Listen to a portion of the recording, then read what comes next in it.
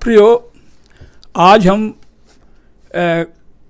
एक पौलुस रसूल के द्वारा गलतियों की लिखी हुई पत्री में एक बड़े महत्वपूर्ण वचन पर गौर करेंगे, क्योंकि हम जानते हैं प्रियो, वचन जो कुछ भी हमें कहता है वो परमेश्वर की आवाज़ है, और परमेश्वर की आवाज़ का पीछा करना हमारा काम है प्रियो।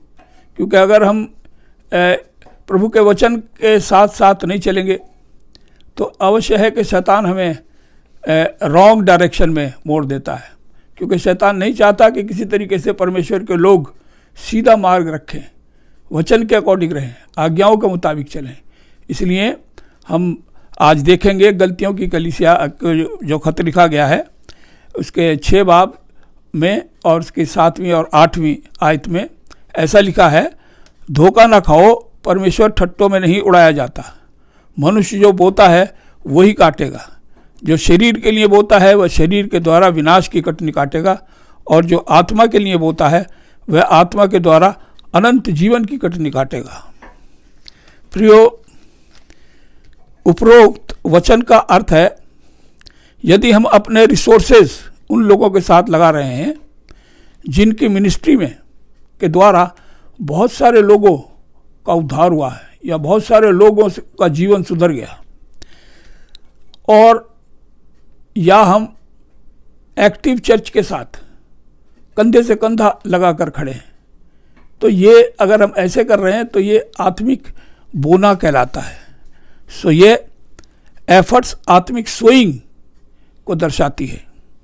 दूसरी बात यहाँ पर लिखी है, परंतु अगर हम अपने रिसोर्सेज सिंफुल पर्पसेस या सेल्फ सेटिस्फैक्शन में इस्तेमाल करते हैं या अपने शरीर लस्ट की पूर्ति के लिए करते हैं, तो ये है अपने शरीर के लिए बोना। नीति वचन 22 बाब और उसकी 5 आयत में सुलेमान इस तरह लिखते हैं, टेढ़े मनुष्यों के मार्ग में कांटे और फंदे रहते हैं, परंतु जो अपने प्राणों की रक्षा रखता है वह उनसे दूर रहता है।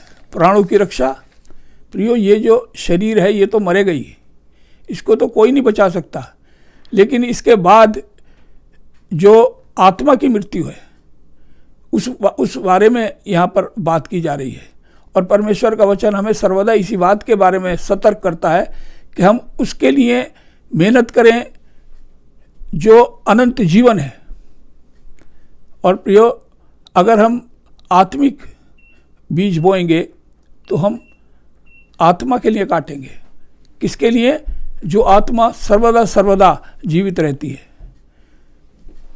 इविल प्रैक्टिसेस अनेकों खतरों के लिए हमें एक्सपोज कर देती हैं, खुला छोड़ देती हैं, और मनुष्यों को परमेश्वर के सच्चाई के वचन के प्रति रिबेलियस बना देती हैं। क्या कर देती हैं? उनको रिबेलियस बना देती हैं, विरोधक बना देती हैं, परमेश्वर के वचन का विरोध करने लगते हैं। क्योंकि जब हम शारीरिक जीवन बिताते हैं तब आत्मा की बातें हमारे लिए कोई मायने नहीं रखती। और जब भी वो कहता है कि इविल प्रैक्टिसेस जो हैं वो हमको अनेकों खतरों के लिए एक्सपोज कर देती हैं, खुला छोड़ देती हैं, ताकि वो सारे शैतानी खतरे हमारे ऊपर कार्यान्वित हो जाएं। सबसे महत्वपूर्ण सवाल ये है, हर व्यक्ति को न्याय के दिन सिंहासन के सामने अपना अच्छाई बुराई का हिसाब देना पड़ेगा। और अगर आप शेपर्ड हैं तो हर आत्मा का आपको हिसाब देना होगा। जो अपॉर्चुनिटीज़ आपको दी गई हैं उन सब अपॉर्चुनिटीज़ का हिसाब लिया जाएगा। जो आज आत्मा की नहीं सुनेगा, कल उसे मुसीबत का समय देखना पड़ेगा। ये वचन बताता है, ये श्योर बात है, ये कोई कहानी किस्सा नहीं है, ये सत्य है। जो आज आत्मा की बात नहीं सुनेगा, आज अपने विवेक की बात नहीं सुनेगा, वो बुरा समय देखेगा। नीति वचन 16 बाब की 17 आयत में लिखा है, बुराई से हटना ही राजमार्ग है। राजमार्ग स्वर्ग का मार्ग है। जो अपने चाल चलन की रक्षा व चौकसी रखता है वह अपने प्राणों के रक्षक होते हैं। प्रियो, अगर हम आज अपने चाल चलन की रक्षा करेंगे अकॉर्डिंग टू बाइबल, तो हम अपने जीवन की रक्षा कर रहे हैं और अपने प्राणों की रक्षा कर रहे हैं। इन प्राणों की नहीं जो ये शरीर तो मरेगा, उन प्राणों की जो इसके बाद अनंत जीवन का प्राण है, हम उसकी रक्षा करेंगे। आज उसके लिए हमको संयम से जीवन बिताना है। बाइबल हमें हर भय या घबराहट को त्याग कर अपने पर्पस का पीछा करने की आज्ञा देती है। कहता है कि प्रभु का वचन कहता, मत घबराओ, मत डरो, क्योंकि तुम्हारा सहायक परमेश्वर है। और जब बिना भय खाए और बिना घबराहट जो पर्पस प्रभु ने हमको दिया है, जो पर्पस प्रभु ने हमारे लिए रखा है, हम उसका पीछा करते हैं, तो प्रियो परमेश्वर हमें विजयी जीवन यहाँ भी देता है और अनंत काल में भी हमें विजयी जीवन में प्रवेश कराता है। परमेश्वर में हर पर्पस की पूर्ति के लिए इक्विप्ड भी करता है। वो हमको क्या करता है? इक्विप्ड करता है, हमें भरपूरी देता है, योग्य बनाता है और योग्यता प्रदान करता है, ताकि हम हारे हुए जीवन नहीं, जीते हुए जीवन बनाएं। अगर ऐसे में हम अपनी पोस्ट ऑफ ड्यूटी को से नाता तोड़ लें, जो पर्पस प्रभु ने हमारे लिए लिखा उस पोस्ट से हम हट जाएं, इस प्रकार हम अपनी ही आशीषों के लुटेरे बन जाएंगे। अगर प्रियो इस तरीके से हम आज इस जीवन में करेंगे तो हम अपनी ही आशीषों के लुटेरे बन जाएंगे, रॉबर्स बन जाएंगे, हम अपनी आशीषें खो देंगे। अगर आपके विश्वास के मार्ग में तेज विरोधी हवाएं चलने लगें, तो बाइबल हमें एडवाइस करती है हमें अपने विश्वास की सेल को राइट डायरेक्शन में कर देना चाहिए और रडार परमेश्वर के हाथों में दे देना चाहिए। फिर ये होता क्या है, जब समुद्र में जहाज जाता रहता है तो उसकी हवाएं जब तेज़ आती हैं तो उसकी जो सेल हैं, जो बादबान जो लगे हुए होते हैं, पर्दे लगे हुए होते हैं, उनको राइट डायरेक्शन में कर दिया जाता है मल्लाहों के द्वारा। और जो सबसे काबिल मल्लाह होता है उसके हाथ में रडार दे दिया जाता है जो किश्ती की डायरेक्शन को रखता है। तो इसी तरीके से अगर हमारे जीवन में विश्वास के मार्ग में तेज़ हवाएं आ जाएं, मुसीबतें आ जाएं, परेशानियां, गरीबी, बीमारी आ जाए, तो हम क्या करें?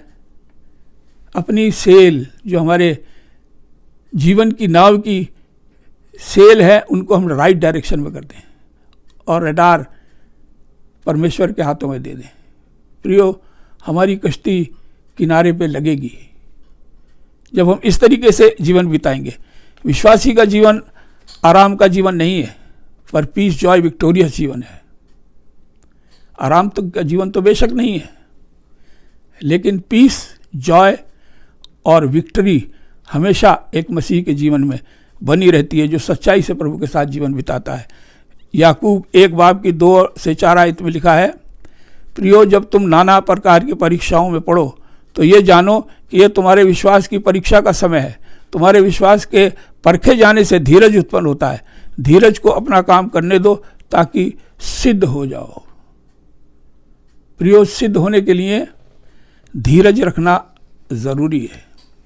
अगर हम यहाँ धीरज छोड़ देंगे तो हम हारा हुए जीवन बिताएंगे, हम सिद्ध नहीं हो सकते। इसीलिए किसी को सिद्ध बनने के लिए धीरज रखना है, चाहे कैसी परिस्थितियों से वो गुजर रहा है, लेकिन उसको धीरज रखना है। और अगर आप धीरज रखेंगे तो अवश्य है क्या होगा? प्रभु आपको सिद्ध बनाएगा। फिजिकल एक्सरसाइज भी अपनी जगह महत्व रखती हैं, लेकिन आत्मिक एक्सरसाइजेज उससे भी ज़्यादा महत्वपूर्ण हैं और ज़रूरी हैं। बोथ डिसिप्लिन लाइफ और डिवोशनल लाइफ आपको विजयी आत्मिक एथलीट और अफेक्टिव क्रिश्चियन बनाकर खड़ा करती है। फिजिकल एक्सरसाइज भी ज़रूरी है और आत्मिक एक्सरसाइज भी ज़रूरी है। इन दोनों की आवश्यकता है एक विश्वासी के लिए, इसलिए हमें इन दोनों का ध्यान रखना होगा। आज हम मसीह यीशु के सेकंड कमिंग की बात जो रहे हैं, हमें अपने जीवन को प्रभु की सेवा में लगाना है और उसके लिए जो कुछ भी लाभ कमा सकते हैं कमाना होगा, निर्दोष होकर रहना है। हमें हर ट्रायल में स्वयं को ताकना होगा। प्रेरितों का काम 7 बाब में उसकी 55-56 आयत में एक हमें स्तफनूस का एग्जाम्पल मिलता है। जब उसके ऊपर मसीह के कारण पथराव हो रहा था, उसने प्रार्थना की, हे प्रभु इन्हें क्षमा कर, और आकाश की ओर अपना सर उठाकर देखा तो उसने स्वर्ग को खुला हुआ और परमेश्वर के पुत्र मसीह को परमेश्वर के दाहिने हाथ पर खड़ा हुआ देखा। प्रियो, हम देखते हैं कि यहाँ स्तफनूस मृत्यु का सामना कर रहा था, उस पर पथराव हो रहा था, लेकिन उस समय में भी उसने क्या करा? प्रार्थना करी। तो जब हम संयम के साथ जीवन बिताते हैं, तब परमेश्वर हमें सिद्ध बनाता है, और हम देखते हैं कि वो हमारे लिए स्वर्ग खोल देता है और स्वर्गीय दर्शन हमारे को दिखाता है। प्रियो, जब तक हम सिद्ध नहीं होंगे तब तक हम स्वर्गीय दर्शनों से वंचित रह जाएंगे। यहाँ हम देखते हैं स्तफनूस ने सिद्धता को प्रकट किया। उस संकट में जब उसकी मौत नज़दीक थी और दुख और तकलीफ में था, तब उसने परमेश्वर की आज्ञाओं के मुताबिक अपने दुश्मनों के लिए प्रार्थना की, और प्रियो उसी टाइम उसको स्वर्ग खुला हुआ मिला और प्रभु यीशु का दर्शन और परमेश्वर के दर्शन उसने पाए। प्रियो, प्रभु इसी तरीके से मुझको और आपको सिद्ध बनाना चाहता है। डैनियल 6 बाब की 22 आयत में जब डैनियल अपने विरोधियों के द्वारा साजिश के मातहत लायन डेन में डाला गया, यह उसके जवाब को देखते हैं, हे राजा, मेरे परमेश्वर ने अपना दूत भेजकर शेरों के मुंह बंद कर दिए, उन्होंने मेरी कुछ भी हानि नहीं करी। प्रियो, यह है सिद्ध मनुष्यों के एग्जाम्पल्स। इन लोगों ने परमेश्वर का इनकार नहीं किया और मृत्यु को गले लगा लिया, और हम देखते हैं जब उन्होंने ऐसा किया तब परमेश्वर ने उनके लिए स्वर्गदूत भेजे, और स्वर्गदूतों ने, आप देखते हैं कि शेरों से कोई बचा सकता है, भूखे शेरों से, और स्वर्गदूत ने शेरों के मुंह बंद कर दिए। प्रियो, ये सिद्ध मनुष्यों की एग्जाम्पल्स हैं, और परमेश्वर ऐसा ही सिद्ध जीवन मुझको और आपको देना चाहता है, लेकिन वो चाहता है कि हम संयम से जीवन बिताएं। हम जो मसीह लोग हैं, परमेश्वर चाहता है इस संसार में दोष रहित जीवन बिताएं। हमारा प्रभु भी दोष रहित था जब उसका न्याय हो रहा था। प्रियो, हमने देखा ये व्यक्ति परमेश्वर के आदर का कारण बने। इनकी क्वालिफिकेशन क्या थी? ये लोग परमेश्वर की दृष्टि में दोष रहित पाए गए। यहूदा कलीसिया के मसीहों को संबोधित करते हुए बताता है, अब जो तुम्हारे ठोकर खाने से बचा सकता है और अपनी महिमा में निर्दोष करके खड़ा कर सकता है, प्रभु यीशु के द्वारा, जैसा सनातन काल से है, अब भी होगा और युगानुयुग रहेगा। बाइबल बताती है, जैसा दोगे वैसा पाओगे। जैसा हम प्रभु को देंगे प्रियो, वैसा ही प्रभु हमको उसका चौगुना लौटा कर दे देगा। 2 कुरिन्थियों 9 बाब की 7 आयत में कहा गया है, हर एक जन जैसा मन में ठाने वैसा ही दान करे, ना कुड़ के और ना दबाव से, क्योंकि परमेश्वर हर्ष से देने वालों से प्रेम रखता है। परमेश्वर हमारे धन दौलत नहीं, हमारा समर्पण का जीवन चाहता है, त्याग का जीवन चाहता है, अलगाव का जीवन चाहता है। प्रभु चाहता है हम अपने आप को परखें, हम कहाँ खड़े हैं। प्रभु अपने वचन पर आशीष दे।